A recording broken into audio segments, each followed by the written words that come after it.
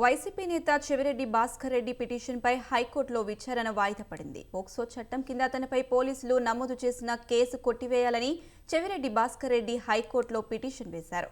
దీనిపై విచారణ చేసిన హైకోర్టు కౌంటర్ దాఖలు చేయాలని పోలీసులను కోర్టు ఆదేశించింది. తదుపరి విచారణ ఈ నెల 24కు వాయిదా పడింది.